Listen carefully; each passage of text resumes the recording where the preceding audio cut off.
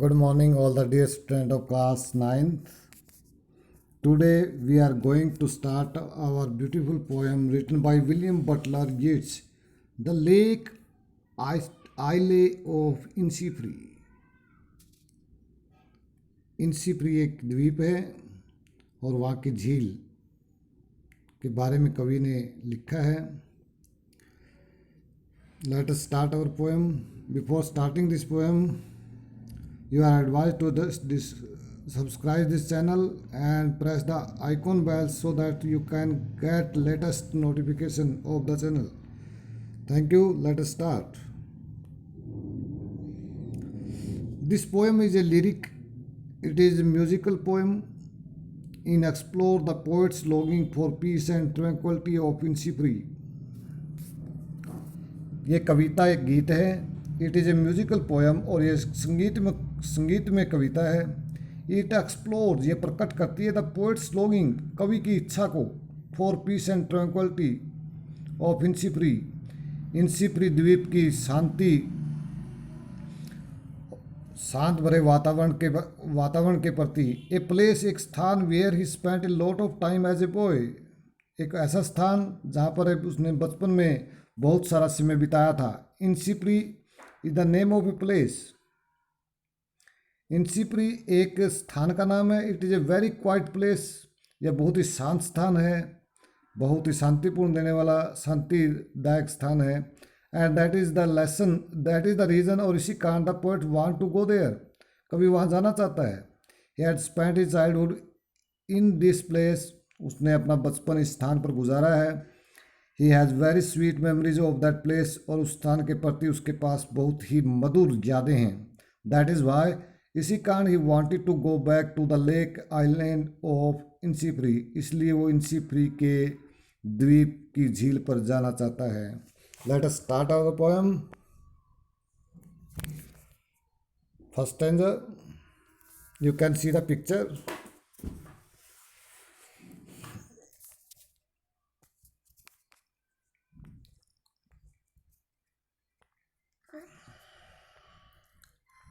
I will arise. मैं उठूंगा and go now. और अब जाऊंगा. And go to the Innisfree. और इनसीफ्री जाऊंगा. And a small cabin build there. और वहाँ एक छोटा सा कमरा बनाऊंगा. You can see the cabin.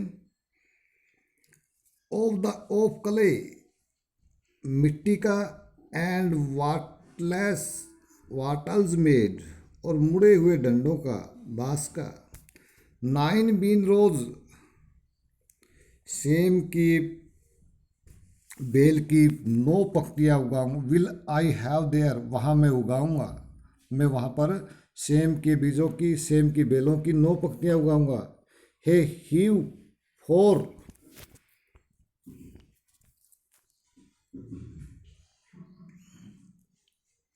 Hey hive for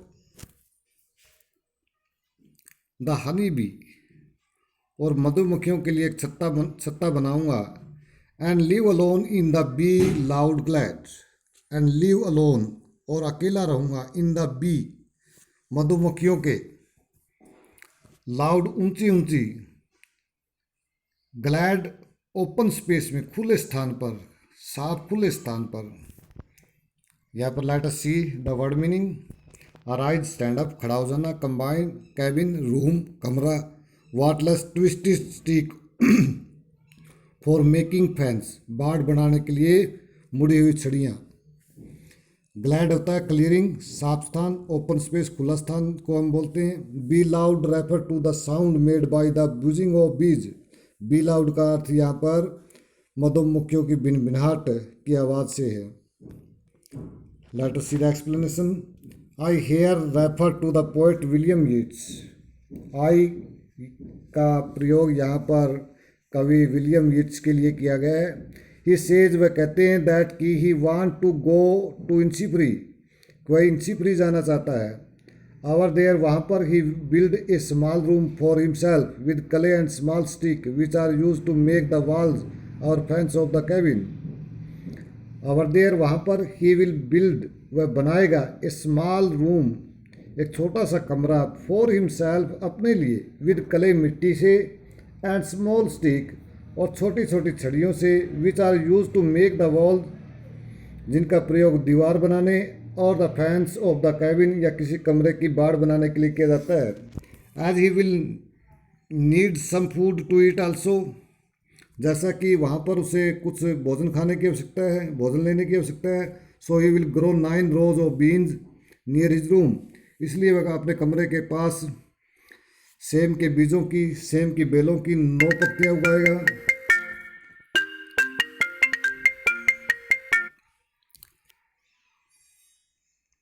He will get the honey from the honey bee hive.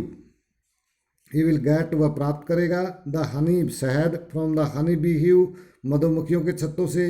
He says that the open space where he will build his room, वह कहता है कि उस खुले स्थान पर जहाँ पर वो अपना कमरा बनाएगा, will be full of buzzing sound of the bees, वह मधुमक्खियों की बिनबिनाट भरी होगी। एंड अवर देयर, वहाँ पर he will live all alone, और वहाँ पर वह अकेला रहेगा। इन पीस एंड ट्रैंक्विलिटी, शांति में और खामोशी में। ट्रैंक्विलिटी होती है पीसफुल प्लेस, यहाँ पर peace and tranquillity the synonyms.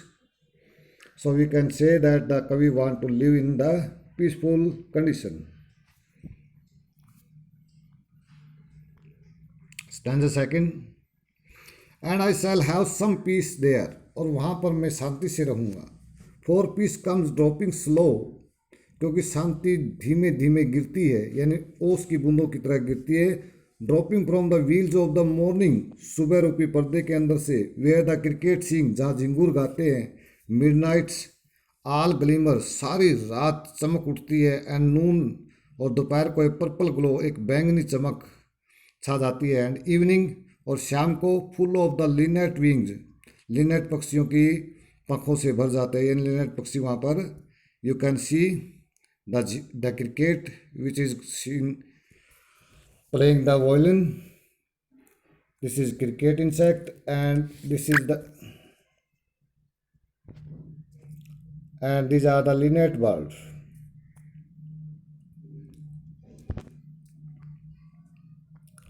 Let us discuss about the word meaning. Wheels होता है piece of fine material worn by women to protect or hide the face. एक अच्छे कपड़े का, पदार्थ का एक टुकड़ा, worn by women, जो औरतों द्वारा पहना जाता है, to protect और hide the face, अपने चेहरे की सुरक्षा या छुपाने के लिए, जिसको हम घूंघट कहते हैं। क्रिकेट होता है एन इंसेक्ट,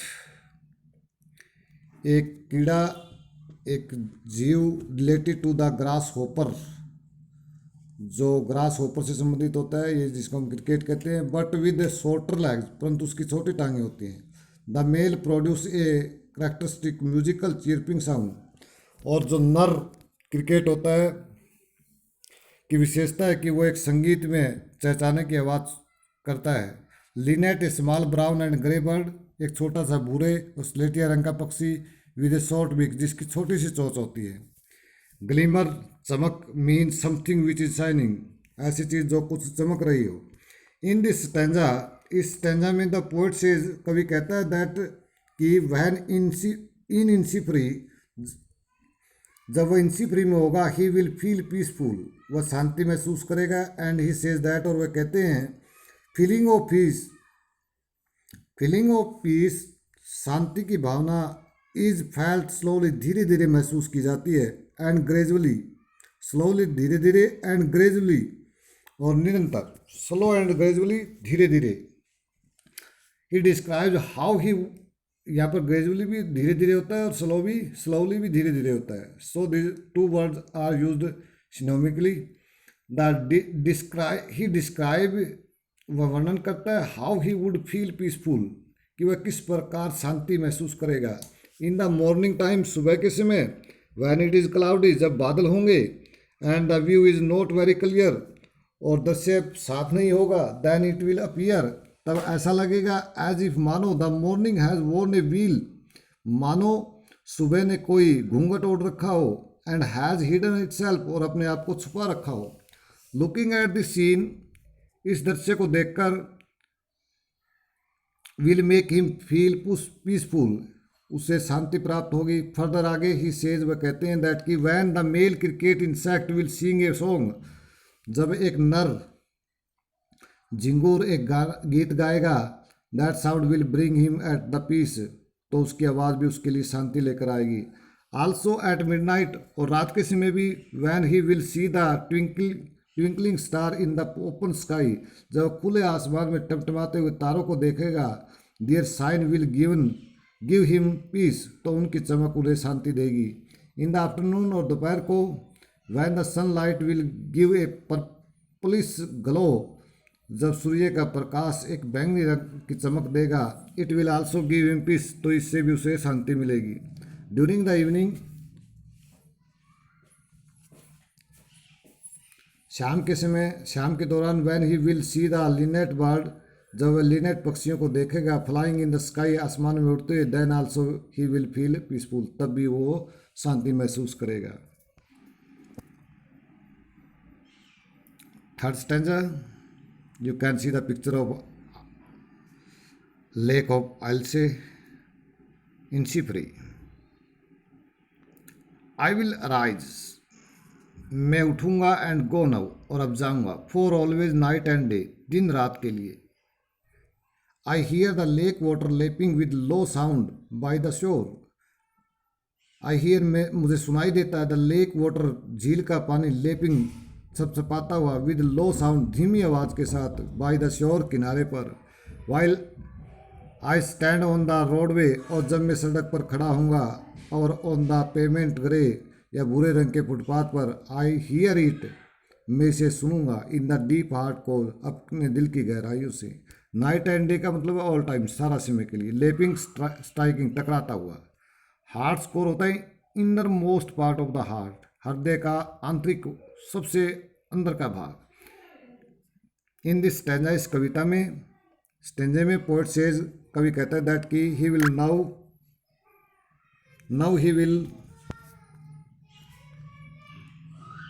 स्टैंड अप, अब वो खड़ा हो जाएगा, एंड गो टू द इंसीफ्री, और इंसीफ्री चला जाएगा। बिकॉज ऑल द टाइम, क्योंकि सारा समय, the sound of the lake water striking the shore, सारा समय झील का पानी जो किनारों से टकराता रहता है, रिपीट्स इन हिज माइंड, उसके दिमाग में दोहराता रहता है, आता रहता है। This sound attracts him toward the lake, और यह आवाज़ झील के प्रति उसके आकर्षण को बढ़ा देगी, उसको आकर्षित कर लेगी। वेयर एवर ही इज, जहाँ कहीं भी वो है, वो इसमें है। इधर स्टैंडिंग ऑन द रोडवे, चाहे वो रास्ते पर खड़ा हो, और on the grey coloured payment, या भूरे रंग के रंगीन फुटपाथ पर, he hears the sound deep in the inner most part of his heart, तो वह उस आवाज़ को अपने दिल की गहराइयों से सुनता है। Let us discuss about the literary device in the poem, कविता में जो साहित्यिक युक्तियाँ प्रयोग की गई है उनके बारे में हम डिस्कस करते हैं। First of all, rhyme scheme A B, यहाँ पर रिम स्कीम ए बी और ए बी है, क्योंकि you can see the third passage, I hear lake water lapping with low sound, sound या लास्ट लाइन में डे है, सेकंड में sound A और B, shore A, grey A, core A.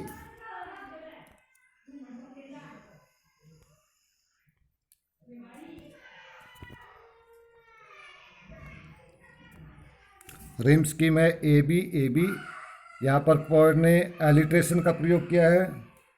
The repetition of consonant sound in two or more closely placed word is called alliteration. दो व्यंजन ध्वनियों की बार बार आवर्ती एलिट्रेशन कहलाती है। बार बार आवर्ती मतलब किसी व्यंजन की, किसी कॉन्सोनेंट साउंड अगर बार बार कविता के अंदर प्रयोग किया जाता है तो हम उसको एलिट्रेशन कहते हैं। The instance of alliteration in the poem are, कविता में अनुप्रास अलंकार के उदाहरण हैं ए हीव, हनी, बी, यहाँ एच और एच दो बार रिपीट किया गया है, H sound is repeated. B, lake lapping low, यहाँ पर लेक लेपिंग और लो के अंदर एल साउंड जो कॉन्सोनेंट है वो रिपीट किया गया है। उसके बाद आती है repetition. I will arise and go now is repeated in the stanza 1 and 3rd। Stanza 1 और 3rd स्टैंजा में ये लाइन बार बार रिपीट की है। जब पूरी लाइन रिपीट की जाती है या तो उसको हम रिपीटिशन बोलते हैं। तो इसमें I will arise and go now आप देख सकते हैं कविता के अंदर पहले स्टैंजा के अंदर ये लाइन है और तीसरे स्टैंजा की प्रथम पंक्तियाँ भी इसी लाइन की है। तो ये लाइन 2 बार रिपीट की गई है। यहाँ पर रिपीटिशन है, पुनरुक्ति अलंकार है। पर्सोनिफिकेशन मानवीकरण का भी प्रयोग किया गया है। मानवीकरण वो अलंकार होता है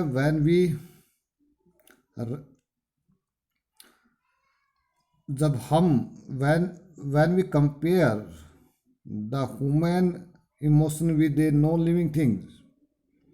जब हम मानवीय भावनाओं का आरोप एक अमूर्त वस्तु यानी नॉन लिविंग थिंग से करते हैं तो वहाँ पर पर्सोनिफिकेशन प्रयोग किया जाता है। Morning is personified. यहाँ पर मॉर्निंग सुबह का मानवीकरण किया गया है क्योंकि कविता के अंदर दर्शाया गया है कि सुबह जब बादल होते हैं when there was a cloud the morning come slowly in the veils. तब वहाँ कहा जाता है कि सुबह घूंघट पहन कर आती है। तो घूंघट तो औरतें प्रयोग करती थी लेकिन यहाँ पर घूंघट का प्रयोग मॉर्निंग के लिए कर दिया गया। तो यहाँ पर मॉर्निंग का पर्सोनिफाइड किया गया है, मानवीकरण किया गया है। यहाँ पर मेटाफर भी यूज़ किया गया। Cloud are compare to veils when we compared anything directly. जब सीधा हम कंपेरिजन करते किसी वस्तु का तो वहाँ पर मेटाफर यूज़ होता है। मेटाफर होता है हमारा रूपक अलंकार। Cloud are compare to the veils, बादलों की तुलना घूंघट से की गई है। Thank you. I hope you have understood it better. You are again requested, please subscribe this channel to get the latest video and press the icon bell so that you can see first of all the latest notification, and share this channel more and more as you could. Thank you.